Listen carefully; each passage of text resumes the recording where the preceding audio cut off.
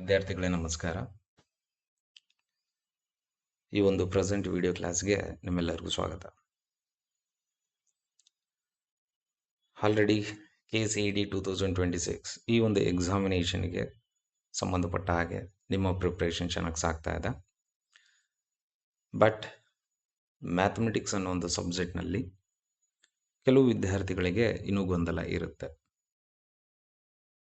ಯಾವ ಚಾಪ್ಟರ್ಗಳನ್ನ ಓದಿದರೆ ಸೂಕ್ತ, ಮತ್ತು ಯಾವ ಚಾಪ್ಟರ್ಗಳನ್ನ ಓದಿದರೆ ಎಷ್ಟು ಮಾರ್ಕ್ಸ್ ಬರುತ್ತೆ ಅನ್ನೋ ಗೊಂದಲ.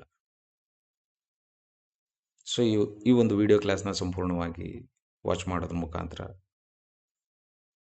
ಆ ಗೊಂದಲಗಳು ಇದ್ದಲ್ಲಿ ಒಂದು ಸೂಕ್ತ ಪರಿಹಾರ ಸಿಗುತ್ತೆ ಅಂತ ನಾನು ಭಾವಿಸ್ತೇನೆ.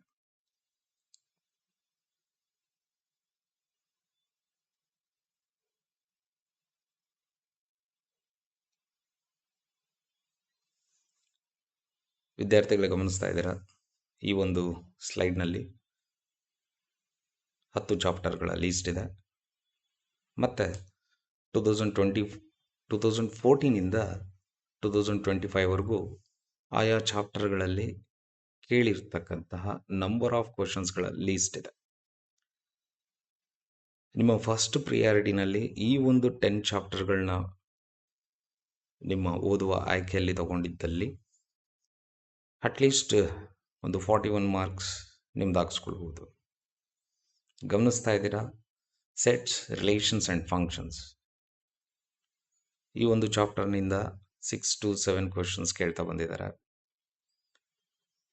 ಅದೇ ರೀತಿ matrices and determinants 6 to 7 questions, limits, continuity and differentiability 6 to 8 questions, integrals 5 to 7 questions,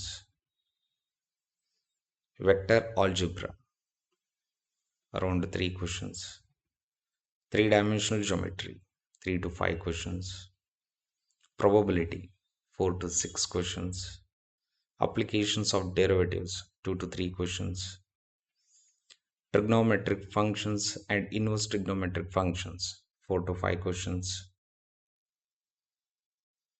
differential equations 2 to 3 questions. So ನಿಮ್ಮ ಫಸ್ಟ್ ಪ್ರಿಯಾರಿಟಿನಲ್ಲಿ ಈ ಒಂದು 10 ಚಾಪ್ಟರ್ಗಳು ನಿಮ್ಮ ಲೀಸ್ಟ್ ಆಗಿರಲಿ ಅಂತ ನಾನು ಕೇಳ್ಕೊಳ್ತೇನೆ. ಸೊ ಒಳ್ಳೆ ಮಾರ್ಕ್ಸ್ ನಿಮ್ದಾಗಲಿ, ಒಳ್ಳೆ ರ್ಯಾಂಕು ಸಹ ನಿಮ್ದಾಗಲಿ.